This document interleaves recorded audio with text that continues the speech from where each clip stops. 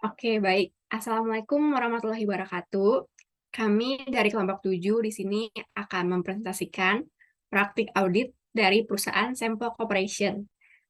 Untuk formasi tim auditannya, untuk ketuanya saya sendiri yaitu Sabda Nuri, lalu anggotanya ada Amanda Aulia Rahmah dan Daniel Romatua Huta Barat. Nah, pada kesempatan ini kami akan mengaudit akun persediaan barang dari PT Sempo Corporation. Dan pada informasi di soal disampaikan bahwa Sampel Corporation ini memiliki data tambahan mengenai kebijakan keuangan perusahaan.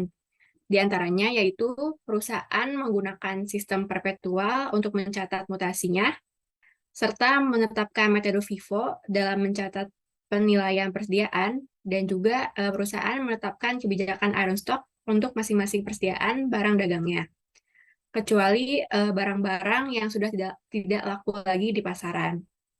Nah, jadi tujuan audit yang kami lakukan ini adalah untuk yang pertama memeriksa apakah terdapat internal kontrol yang cukup baik atas persediaan.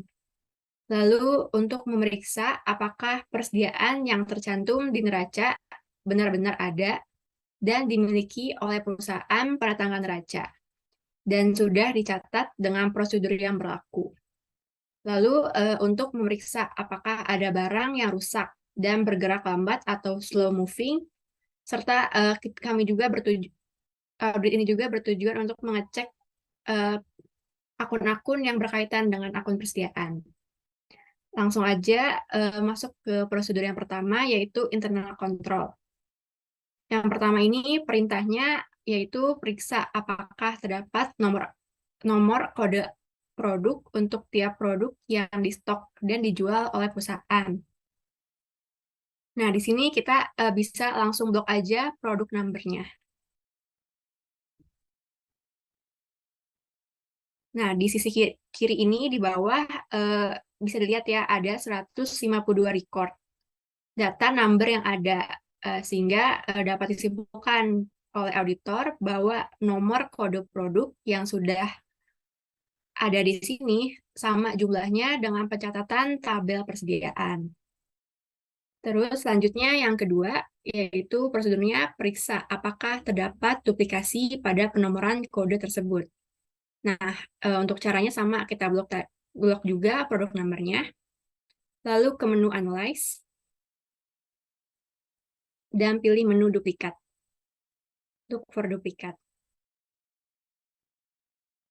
Nah, di sini kan ketahuan ya, ada 0 duplikat. Jadinya hasilnya dapat disimpulkan bahwa tidak terdapat duplikasi pada penomoran kode-kode yang ada pada tabel persediaan ini. Selanjutnya, prosedur yang ketiga, periksa konsistensi pada pemberian nomor kode produk tersebut. Nah, ini berarti kita disuruh ngecek konsistensi pada pemberian nomor kode produk yang ada di sini. Langkahnya yaitu kita pertama blok lagi produk number-nya, terus ke Analyze, lalu pilih Looking for Gaps. Nah, di sini tuh ketahuan ya ada 151 gaps range yang terdeteksi.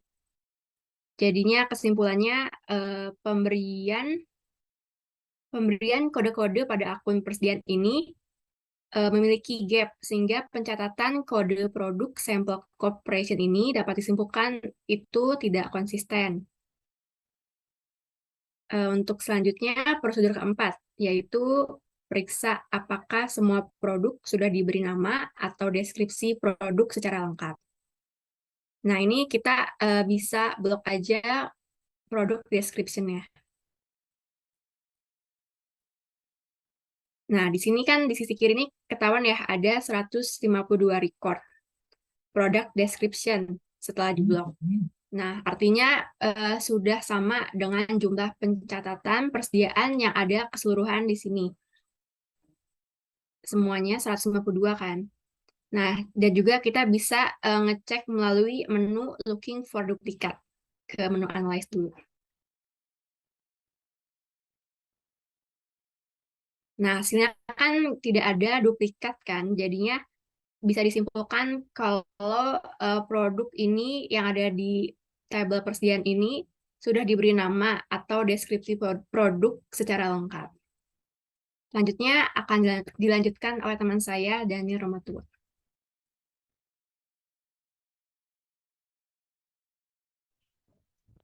Ya, terima kasih Sabrina. Selanjutnya eh, kita akan mengecek poin kelima yaitu periksalah apakah semua produk sudah terdapat harga jual dan harga belinya.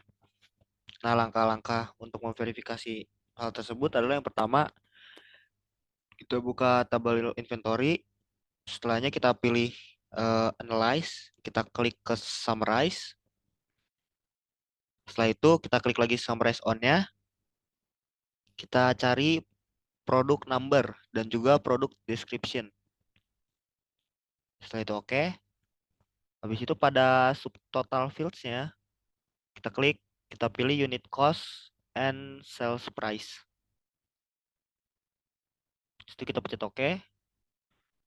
oke lagi.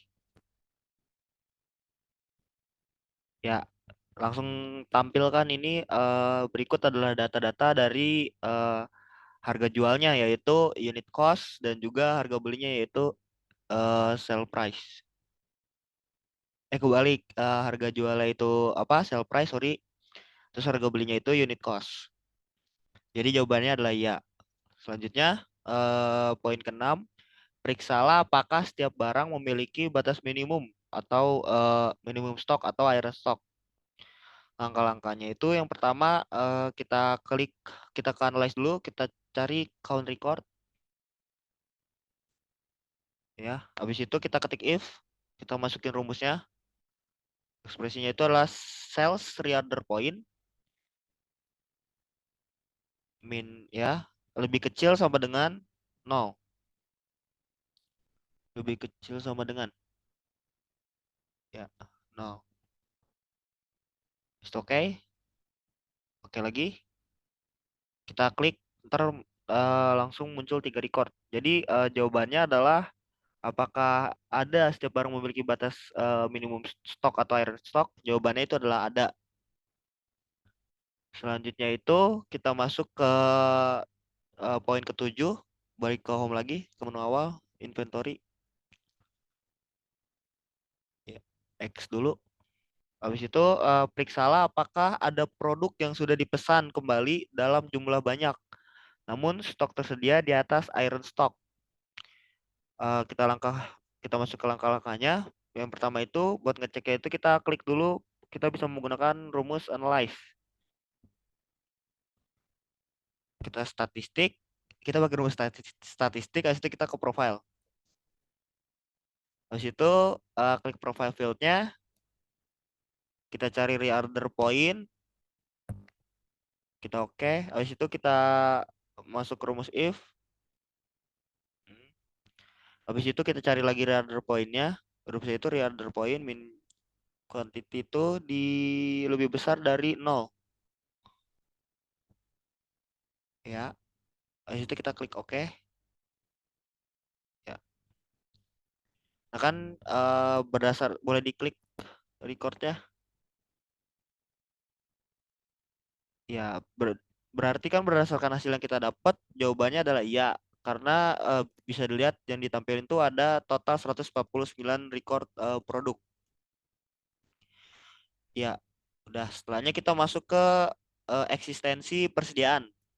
Buat poin yang pertama itu buatlah daftar saldo persediaan untuk periode laporan keuangan. Lalu lakukan dengan hasil stok omnama barang. Lakukan traceback jika sell order dilakukan atau SO dilakukan setelah tanggal laporan. Nah, langkah-langkah untuk saldo persediaannya itu pertama kita ngelakuin dulu relations antara inventory dengan AP Trans untuk mengambil produk numbernya. Kita korelasi dulu di Trans.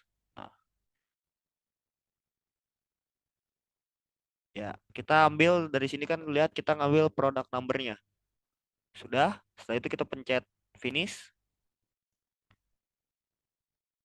Nah, kita klik kanan, kita masukkan add column, kita tambahin kolom. Ya, langsung aja ke expressionnya kita tambahin. Buat masukin rumus quantity dari trans, quantity dikali dengan sales price dari inventory.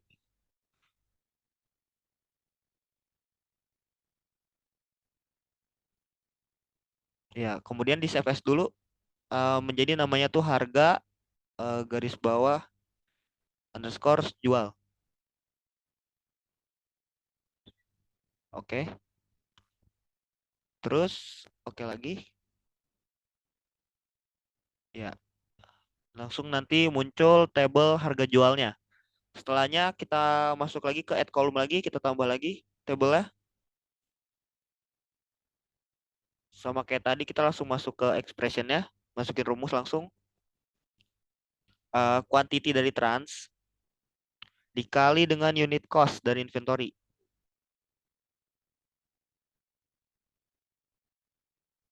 CFS-nya itu sebagai harga pokok atau COGS.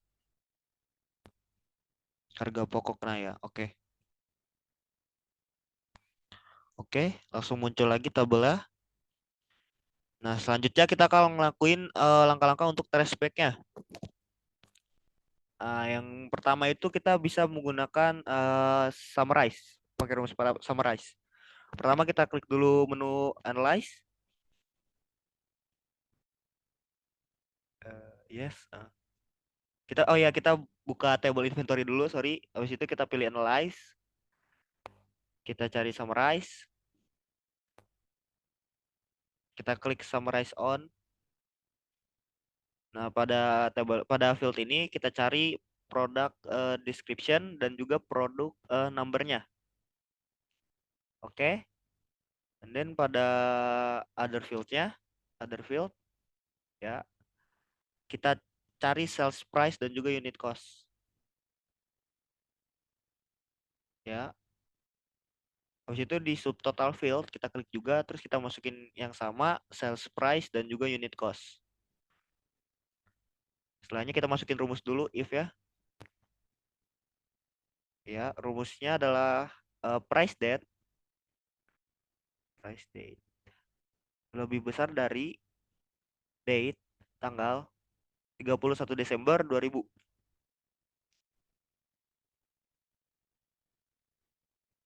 Ya, habis itu kita oke. Oke lagi. Ya. Jadi bisa kita lihat recordnya tuh 0. Jadi menurut summarize yang ini, hasil ini berarti tidak ada sales order yang dilakukan setelah tanggal pelaporan. Selanjutnya kita ke kelengkapan dan pisah batas. Poin yang pertama, periksalah apakah nilai persediaan pada daftar pendukung persediaan apakah sudah tercakup seluruhnya pada laporan keuangan.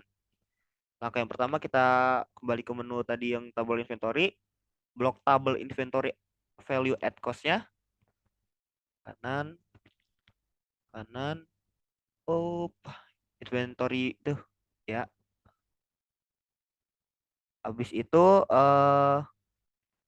buka total field, cari menu total field, kemudian munculkan hasilnya di ya analyze. Nah, gambar. Setelah itu kan saldo ini muncul menunjukkan bahwa nilai sudah seimbang pada saldo inventory pada neraca yaitu sebesar 680.750. Berarti kan jawabannya itu persediaan pada daftar apa saldo inventory sudah sesuai dengan inventory pada neraca. Jadi jawabannya sudah sesuai.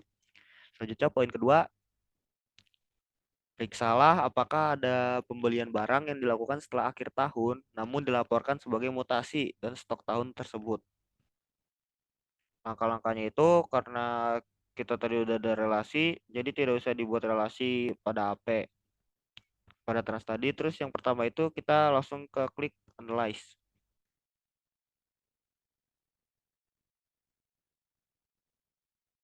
Habis itu kita masuk edge, masukkan cost date-nya. Cost date-nya itu adalah 31 Desember 2000. Kita masukkan cost date-nya itu tanggalnya diganti jadi 31 Desember 2000.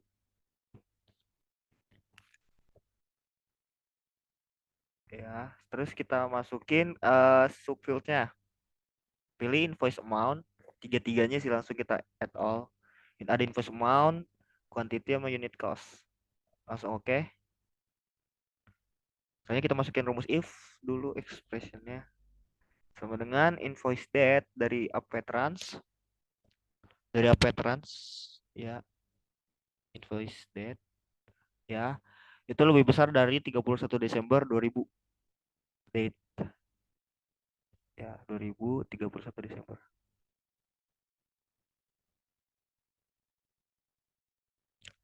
Jawabannya itu nol.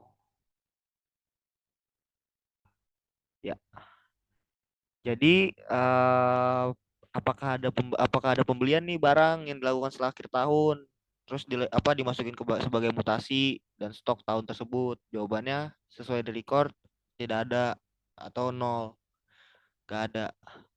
Selanjutnya kita masuk ke poin ketiga. Periksalah apakah ada penjualan barang yang dilakukan setelah akhir tahun, namun dilaporkan sebagai mutasi barang keluar pada tahun tersebut. Langkah yang pertama, kita buat dulu relasi di inventory. Relasi inventory dengan AR.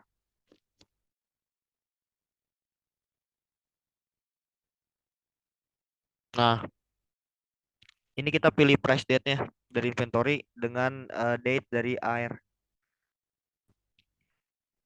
Price date.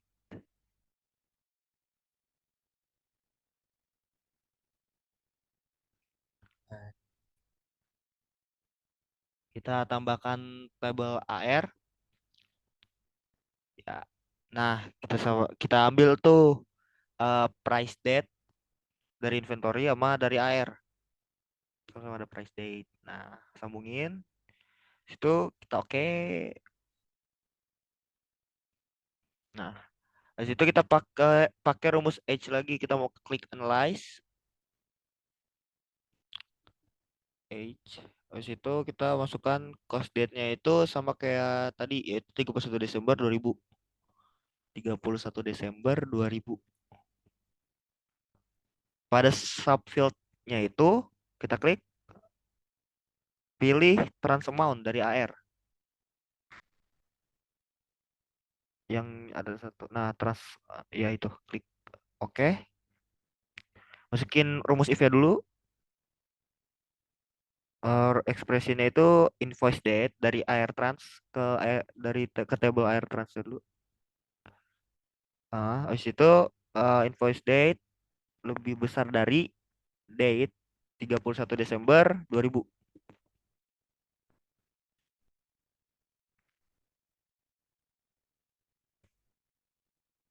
Klik oke. Oke. Nah, hasilnya sama kayak sebelumnya, terdapat nol record atau sama dengan nggak ada penjualan barang yang dilakuin setelah akhir tahun. Terus dilaporkan sebagai mutasi barang keluar pada tahun tersebut. Tidak ada record atau nol record. Setelah ini dilanjutkan oleh teman saya Amanda. Terima kasih. Ya, selanjutnya ini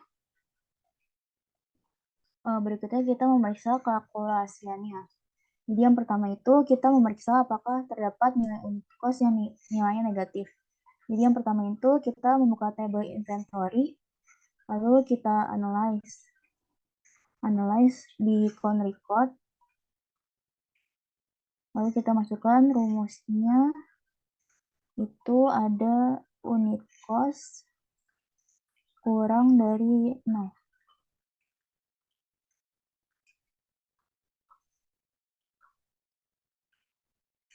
Nah, setelah itu hasilnya kan kelihatan nih. Di sini bahwa ada 3 produk yang unit cost-nya negatif.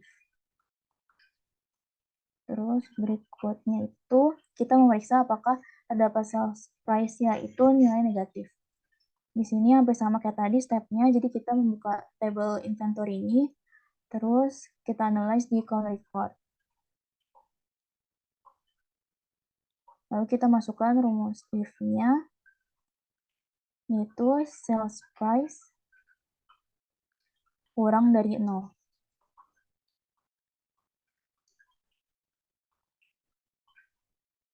Nah, setelah ini hasilnya kan kelihatan di sini nih, bahwa tidak ada sales price yang nilainya itu negatif. Terus berikutnya itu kita memeriksa apakah terdapat jumlah stok yang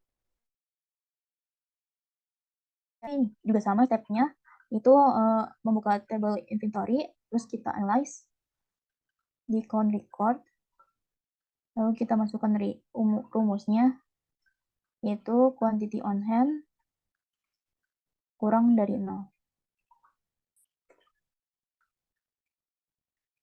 Di sini kenapa pakai quantity on hand? Karena di sini kan sama aja dengan jumlah stok persediaan yang di perusahaan. Jadi kita akan melihat jumlah stok yang nilai negatif. Klik OK. Oke. Terus hasilnya di sini kan kelihatan di sini bahwa ada 2 jumlah stok yang nilai negatif. Terus berikutnya itu kita memeriksa mathematical akurasi pada saldo inventory yang akan ditelusuri ke laporan keuangan. Ini langkah-langkahnya, kita pertama buka tabel inventory ini, lalu ke tabel inventory value at cost.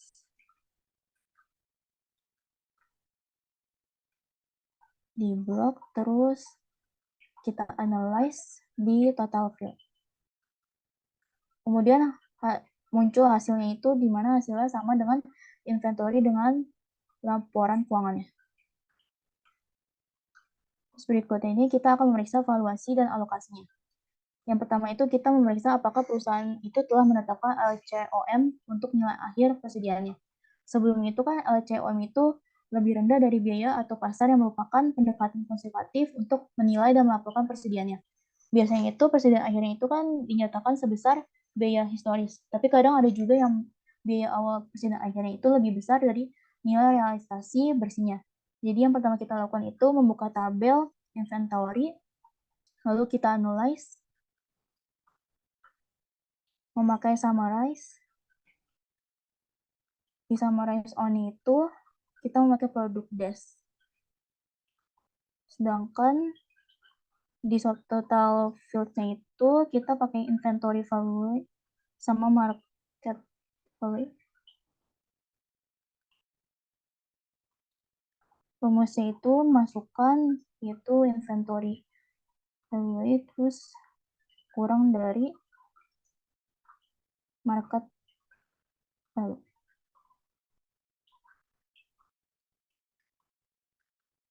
Di sini bisa kita lihat perusahaan itu sudah menerapkan LCOM, di mana hasil akhirnya itu lebih kecil dari laporan keuangan, yaitu sebesar 676.166.000.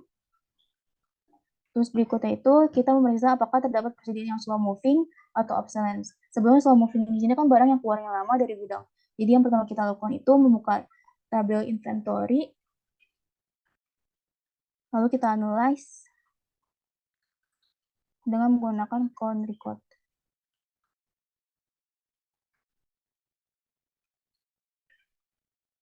Ini pakai quantity on order. Kurang dari sama dengan 0. Di sini kenapa pakai quantity on order? Karena itu merupakan barang yang kita pesan ke vendor. Jadi pakainya itu. Jadi kita oke. Terus hasil ini kan 85. Jadi ya terdapat 85 inventory, tidak ada pemesan ulang karena quantity on hand itu masih ada atau tersedia. Berikutnya itu kita telusuri nilai persediaan yang telah terjual dan mencocokkannya dengan COGS perusahaan. Ini dari Trans. COGS itu kan sama dengan harga pokok. Jadi harga pokoknya di blok terus dianalyze, kemudian total field. Jadi di sini bisa dilihat saldo COGS itu sudah sesuai dengan nilai persediaan yang telah terjual, yaitu sebesar 300.104. Ya, sekian dari kelompok 7 ini. Kurang lebihnya mohon dimaafkan. Wassalamualaikum warahmatullahi wabarakatuh.